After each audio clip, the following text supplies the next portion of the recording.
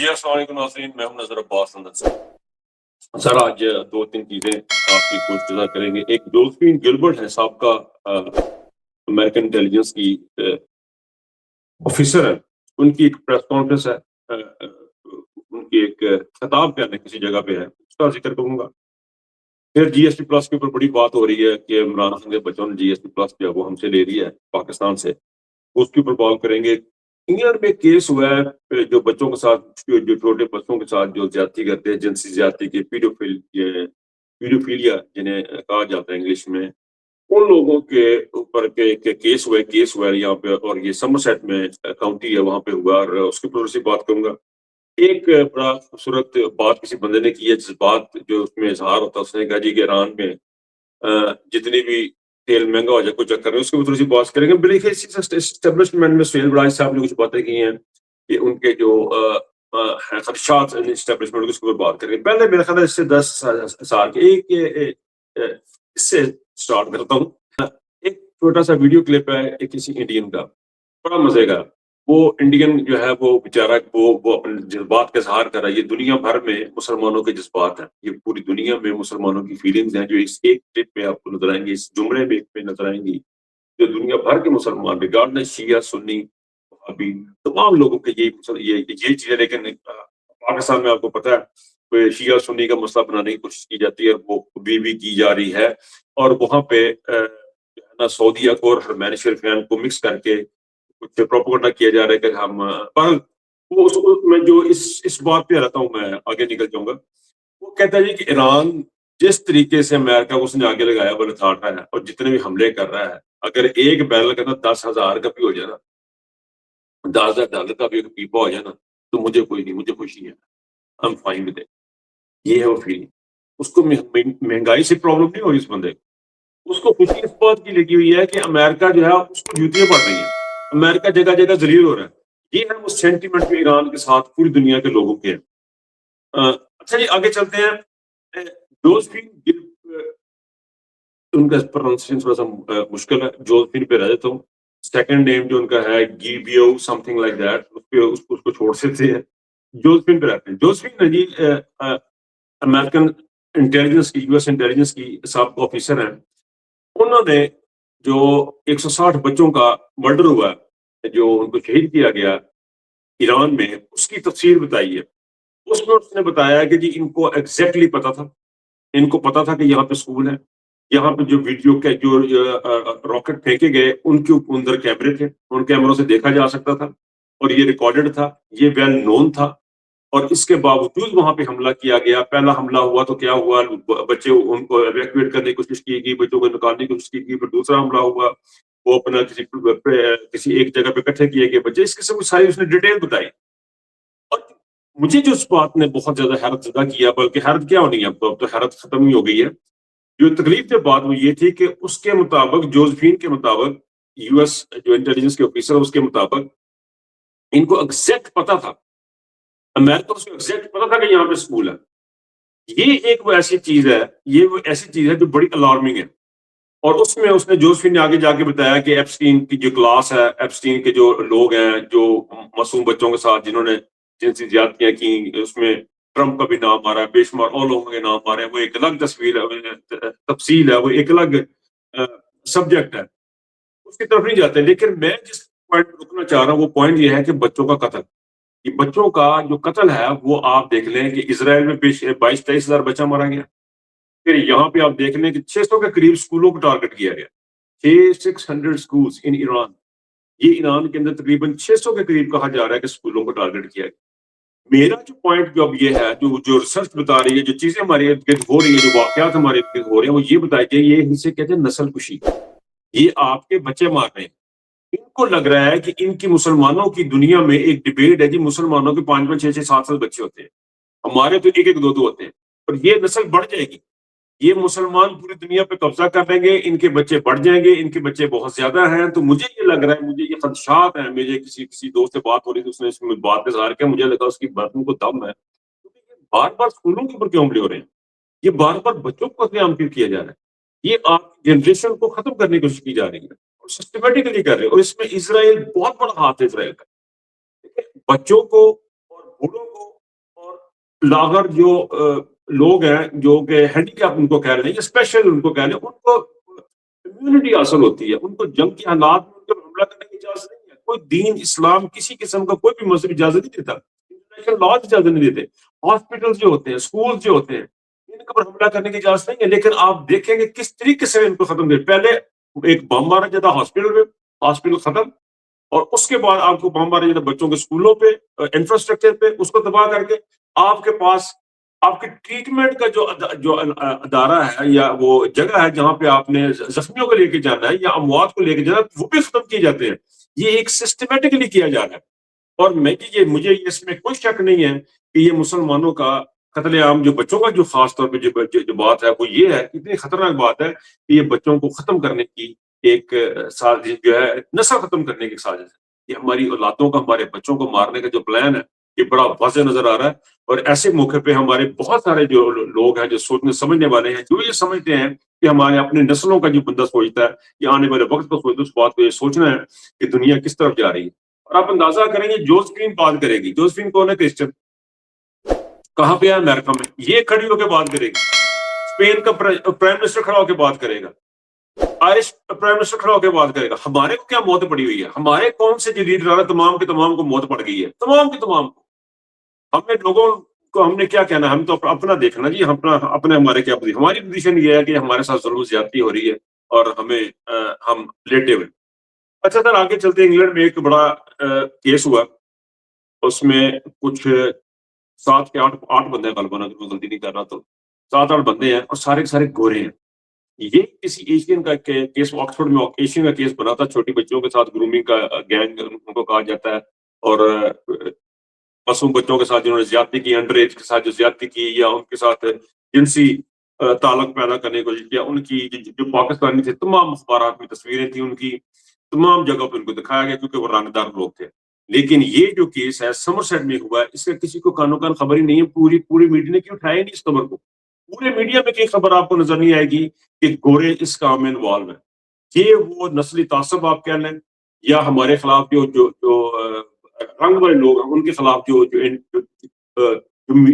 اس کا میڈیا کا جو بیہیویئر ہے وہ اس سے پتہ چلتا ہے. بہت افسوسناک بات ہے، چاہے کوئی بھی اس میں انوالو ہو، چاہے گورا ہو کالا ہو، لیکن ہائی لائٹ جو کرتے ہیں وہ صرف ہم لوگوں کو کرتے ہیں. یا ہم لوگوں سے مراد ہے کہ میرے جیسے جڑے براؤن کلر کے لوگ نہیں ہے، جڑے رنگ والے نے. رنگ والے سے مراد یہ کوئی بھی رنگ ہی ہے، چیٹا بھی رنگ ہی ہوتا ہے. لیکن کہنے کا مطلب یہ ہے کہ وہ ان کو امیونٹی حاصل ہے کہ جو ان کے اوپر بات نہیں کرنی. یہ بڑا انفارچونیٹ ہوا ہے لندن میں، یہ بہت بڑا کیس ہوا ہے سمر سیٹ کاؤنٹی میں، لیکن اس کے اوپر کوئی زیادہ گفتگو نہیں ہو سکی. اچھا جی، جی ایس پی پلس کی بڑی بار بات ہو رہی ہے. دیکھیں اس بات کو ذرا غور کریں اس کے اوپر. جی ایس پی پلس کا سٹیٹس کا مطلب ہے کہ آپ نے جی ایس پی پلس کا پہلے بھی عرض کیا، دوبارہ بات کرنی اس لیے ضروری ہے کہ یہ بڑا امپورٹنٹ ایشو ہے. امپورٹنٹ اس لیے بھی زیادہ ہو جاتا ہے کیونکہ اس کے بارے میں عمران خان کا تحریک انصاف اور عمران خان کے بیٹوں کے اوپر الزام لگایا جا رہا ہے. لیکن اصل حقیقت کیا ہے؟ اصل حقیقت یہ ہے کہ جب آپ کسی بھی ملک کے ساتھ معاہدہ کریں گے، بات کریں گے، اس کی ٹرمز اینڈ کنڈیشن ہوتی ہیں. تو جی ایس پی پلس ایک ایسا سٹیٹس ہے جس کے بارے میں جو یورپ ہے اس نے جی ایس پی پلس کا سٹیٹس بنایا ہوا ہے کہ جی اچھا ہم یہاں پہ جو ہے نا وہ فری ٹریڈنگ کریں گے ان ملکوں کے ساتھ جو ممالک ہماری یہ شرائط مانیں گے. ABCD 1 2 3 4 جو بھی انہوں نے شرائط بنائی ہے ان کو آپ مانیں گے، اس کے اوپر آپ عمل درآمد کریں گے تو ہم آپ کے ساتھ جی ایس پی پلس کے سٹیٹس میں ہم آپ کو فیسلٹی دیں گے، آپ کو یہ چیز دیں گے کہ آپ ایک اچھے بچے ہیں، اس لیے آپ کو اتنے پوائنٹ آپ کے ہو گئے، آپ جائیں اور جا کے اپنی کوئی یہ ٹی وی فیس لیں. ٹی وی سے سر میں بھی گوگل کہتا ہے تو آپ کو ایک سٹیٹس مل جاتا ہے. اب ہوا یہ ہے کہ پاکستان کو جب یہ سٹیٹس ملا تھا، پاکستان میں ملٹری کورٹس نہیں تھی، انسانی حقوق کی جو کاوشیں تھیں وہ بہتر تھیں، صحافیوں کو ہوا نہیں کیا جا رہا تھا، صحافیوں کے اوپر جو کیسز تھے وہ کم تھے. سو پاکستان نے شو کیا کہ میں ایک اچھا ملک ہوں جو لا ابائڈنگ ہوں اور جو کہ میں قانون پہ عمل درآمد کرنے والا ملک ہوں، تو مجھے جو سٹیٹس دیا جائے. انہوں نے سارا اس کا اینالائز کیا، ریویو کیا اور ہمیں وہ سٹیٹس دے دیا. اب ہوا کیا؟ ہوا یہ کہ پاکستان میں ملٹری عدالتوں کا سب سے بڑا امپورٹنٹ پوائنٹ اس میں یہ ملٹری عدالتیں. اچھا ملٹری کی عدالتوں کو کیوں پوائنٹ ڈالا گیا؟ ملٹری عدالتوں کا پوائنٹ اس لیے ڈالا گیا کہ ملٹری عدالت ایک ایسی ہے، ملٹری کورٹس ایسی جگہ ہے جہاں پہ انصاف کے چانسز زیرو ہیں. وہاں پہ ایک میجر بیٹھا، کرنل بیٹھا، آؤ دیکھا نہ تاؤ فارغ، دیو سزا. کوئی چاچا ماما آ گیا تو فارغ کرتا، ورنہ دیو سزا. تو یہ جو پوزیشن ہوتی ہے اس کی ملٹری کورٹس کی، تو اس لیے ملٹری کورٹ کو بہت برا سمجھا جاتا ہے پوری دنیا میں، اس لیے اس کی پہلی شرط کہ ملٹری کورٹس نہ ہو۔ اب پاکستان نے کیا کہ یہاں پہ آپ لوگوں نے سر عام لوگوں کو گولیاں ماری، پرامن شہریوں کو اپنے گولیاں ماری، کیسز آپ ہونے نہیں دیتے، عمران خان کی کیسز لڑکے ہوئے ہیں، 20-25 ہزار جو ہے سیاسی قیدی اس وقت جیلوں میں ہے، صحافی جو ہے وہ دربدر ہے، ملک سے باہر اپنے بھیج دیے ہوئے ہیں، وہ وکٹمس، عمران ریاض ہے، صابر شاہ کرم، معین پیرزادہ، یہ تین تو بہت بڑے صحافی جو آپ نے اپنے دربدر کیے ہوئے ہیں، باقی آپ کہنا سیاستدان ہے۔ تو آپ کے مظالم کی جو داستان ہے وہ انہوں نے چھپائی تھی، کامن ویلتھ نے بھی چھپائی تھی، اور وہ کیسے چھپائی تھی؟ وہ چھپائی ایسے تھی کہ آپ لوگوں نے ریگنگ کی الیکشن میں، اور انہوں نے رپورٹ بنائی، بڑی زبردست قسم کی رپورٹ تھی۔ اس رپورٹ کے اندر یہ لکھا گیا کہ پاکستان میں ووٹ چوری کیا گیا، پاکستان میں سسٹمیٹکلی پاکستان قاضی فائد عیسیٰ نے ان کا انتخابی نشان چھینا، پارٹی کو ڈسمنٹل کرنے کی کوشش کی۔ یہ دھاندلی کی زمرے میں آتی ساری چیزیں، یہ فیئر الیکشن میں نہیں آتی، یہ دھاندلی کی زمرے میں ساری یہ چیزیں آتی تھیں، تمام کا ڈیٹیل سے ذکر کیا گیا۔ لیکن ہوا یہ کہ کامن ویلتھ نے اور یورپ نے ان کے اوپر ڈالا پردہ۔ اب انہوں نے جب پردہ ڈال دیا اس کے اوپر، ان کے اوپر یہ رپورٹیں شائع نہیں کی، تو پھر پاکستانی اوورسیز پاکستانی ایکٹیویٹ ہو، اوورسیز پاکستانیوں نے ایک ایک ایم پی کے پاس جانا شروع کر دیا، ایم پی کے پاس گئے، پارلیمنٹ ممبرز جو یورپین پارلیمنٹ کے ممبر تھے، یہاں پہ جو ممبر تھے، ان کو ای میلیں کی بھرمار کر دی، ای میلوں کی۔ اس کے بعد بیہائنڈ دا سین جو ہے وہ قاسم اور سلیمان بھی ایکٹیویٹ ہو گئے، ان کا باپ اندر تھا، ان کے باپ کو جیل ہوئی ہے، نہ اس کو ملنے دیتے ہیں، نہ ان کا کیس لگنے دیتے ہیں، نہ ان کا ویزا دیتے ہیں، نہ ان کی کو ملاقات کراتا ہے فون پہ، گونگلی سے مٹی ڈالنے کے لیے آپ فون پہ بات کروا کے سمجھتے ہیں کہ بیچارہ راضی ہو جائیں گے۔ جب سارا کچھ کیا تو سلمان وغیرہ بھی ایکٹیو، سلمان اور قاسم بھی ایکٹیویٹ ہو گئے، انہوں نے اپنے باپ کے لیے کوشش کی، ظاہر ان کا باپ ہے، وہ تو اپنے باپ کی ٹرائی کریں۔ تو جب یہ سارا کچھ ہو رہا تھا تب ہوا یہ کہ ان کو اب پڑ گیا لانے لینے کے دینے۔ اس درمیان میں یہ ہوا کہ جسٹ لیٹلی کامن ویلتھ نے پاکستان کے وزیر اعظم کو بلایا کہ بھائی جان آپ آئے، آپ کو ملک کے حالات نہیں اچھے، ہمیں تو بڑی رپورٹیں آپ کی غلط آ رہی ہیں۔ اچھا ایک چیز میں مس کر کے میں آپ کو بتا دوں کہ یہاں پہ انگلینڈ میں پہلی دفعہ کامن ویلتھ نے ہر ملک کی ایک رپورٹ بنتی ہے، پوری دنیا کے ممالک کی جو امبیسیز ہیں وہ اپنے ملک کو رپورٹس بھیجتے ہیں، ان کی بنیادوں پہ ہر ملک کی ایک ایک رپورٹ بنتی ہے کہ اس ملک میں یہ ہو رہا ہے، اس میں یہ ہو رہا ہے، اس میں یہ ہو رہا ہے۔ اب پاکستان کی جو کنٹری رپورٹ تھی اس میں پہلی دفعہ ذکر کیا گیا کہ پاکستان میں جو ہے بدماشیاں کر رہا ہے آسم لیے، اور شہباز شریف جو بدماشیاں کر رہے ہیں، جو انارکی نے مچائی ہوئی، جو گند مچایا ہوا ملک میں، اس کا ذکر آ گیا۔ اب یہ سارا کچھ جب ہوا ان کو پھر کامن ویلتھ نے بلا لیا۔ شہباز شریف صاحب نے کہا جی کہ پہلے انہوں نے سوچا کہ جی اسحاق ڈار کو بھیج دیں، اسحاق ڈار صاحب نے پھر آخر میں فیصلہ یہ ہوا جی کہ ہم اپنا امبیسڈر بھیجیں گے، تو انہوں نے امبیسڈر کو بھیجا، وہ گیا نہیں گیا اس کی ڈیٹیل کسی اور چیز موقع پہ آتے ہیں۔ میں جی ایس پی پلس کی طرف لانا چاہ رہا ہوں۔ اب یہ چیز ہو گئی اپنا یورپ میں ساری چیزیں ایکٹیویٹ ہوگی، پارلیمنٹ میں ڈسکشن ہوگی، ہاؤس آف لارڈ میں ڈسکشن ہوگی، یونائیٹڈ نیشن میں ڈسکشن ہوگی۔ اب ان کو پتہ لگا کہ جناب اب یہ جو سٹیٹس ہے نا وہ ہمارے ہاتھ سے جانا ہے، ہم پہلے بھوکے ننگے ہیں، ہمارے پلے کچھ چیز رہ نہیں گئی ہے، اور اب ہم کیا کریں؟ تو انہوں نے یہ سارا گاند اٹھا کے قاسم کے کھاتے میں ڈال دینا، جی قاسم صاحب نے یہ کیا اور پی ٹی اے نے یہ کیا۔ اصل حقیقت یہ ہے کہ بڑا سمپل سا معاملہ ہے، عطا تارڑ کے لیے بھی معاملہ بڑا سمپل، شہباز شریف کو بتا رہے ہیں اور آصم منیر کو بتا رہے ہیں، بھائی جان معاملہ بڑا سمپل ہے، سمپلی ملٹری کورٹس ختم کر دیں، تمام قیدیوں کو رہا کر دیں، تمام عدالتوں کو رہا کر دیں، قانون کے مطابق اس ملک کو چلائیں۔ جی ایس پی پلس کا مسئلہ کوئی نہیں، رہا ہو جائے گا۔ جی ایس پی پلس کے جو ایک بات اور ہے، جی ایس پی پلس کا فائدہ عام آدمی کو کوئی نہیں ہوتا، غریب آدمی کو نہیں ہوتا، اس کا فائدہ صرف بڑے مالکان اٹھاتے ہیں جو امپورٹ ایکسپورٹ کر رہے تھے، اور یہ ٹریکل ڈاؤن پیسہ ہمارا نہیں ہو رہا، یہ ہماری اکانومی کو کچھ زیادہ اس کا، ہمارے لوگوں کو، عام آدمی کو شاید اس کا فائدہ کیا پتہ بھی نہ ہو۔ تو یہ صورتحال تھی اس کی جی ایس پی پلس اسٹیٹس کی، اور اس مسئلہ کوئی نہیں ہے، یہ حکومت کی اپنی نااہلی ہے، یہ آصم نے شہباز شریف کے کیا دھرا ہے۔